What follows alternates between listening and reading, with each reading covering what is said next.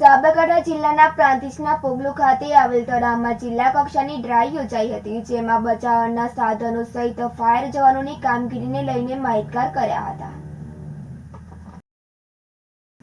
ચોમાસાને ધ્યાને લઈને જિલ્લા ડિઝાસ્ટર વિભાગ તથા પ્રાંતિજ ડિઝાસ્ટર દ્વારા પ્રાંતિજ તાલુકાના પોગલુ ખાતે ડ્રાય યોજાઈ હતી, જેમાં પોગલુ તળાવમાં ડૂબેલ એક ઈસમને હિંમતનગર પ્રાંતિજ ડિઝાસ્ટર ટીમ દ્વારા તળાવમાંથી બચાવી લઈને તેને બહાર કાઢી તેને તાત્કાલિક 108 મારફતે પ્રાંતિજ સિવિલ ખાતે સારવાર અર્થે ખસેડવામાં આવ્યો હતો.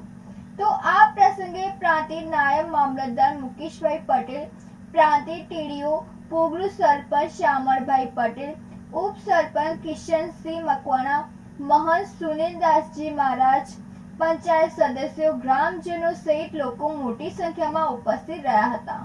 તો પ્રાંતિજ હિંમતનગર ડિઝાસ્ટરની ટીમને પોગલુ તળાવમાં એક ઈસમ ડૂબ્યો હોવાની સમાચાર મળતા મુકેશભાઈ પરમાર, ગોપાલભાઈ પટેલ સહિતની પ્રાંતિજ હિંમતનગરની ડિઝાસ્ટર ટીમ તાત્કાલિક ઘટના સ્થળે દોડી આવી અને તળાવમાં ડૂબેલ ઈસમને બહાર કાઢી 108 મારફતે સારવાર અર્થે ખસેડવામાં આવ્યો હતો.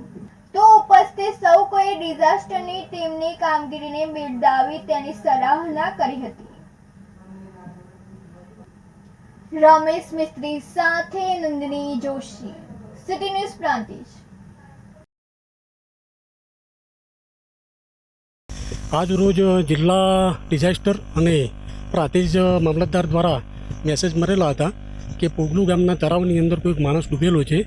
એવા મેસેજ મળતા અમે પ્રાંતિજ અને હિંમતનગર ફાયર ટીમ ઘટના સ્થળે પહોંચીને જે ડૂબેલા માણસની બહાર કાઢીને અને 108 ખાતે રવાના કર્યા હતા. તેમાં પ્રાંતિજ નાયબ મામલતદાર અને ટીડીઓ સર અને પોલીસ સ્ટાફ પણ હાજર રહ્યો હતો અને 108ની પણ સારી એવી સેવા પૂરી કરેલ અને અહીંથી અમે જે ડૂબેલા માણસને બહાર કાઢીને 108માં મતલબ વધુ સારવાર માટે પ્રાંતિજ રવાના કરેલ હતો.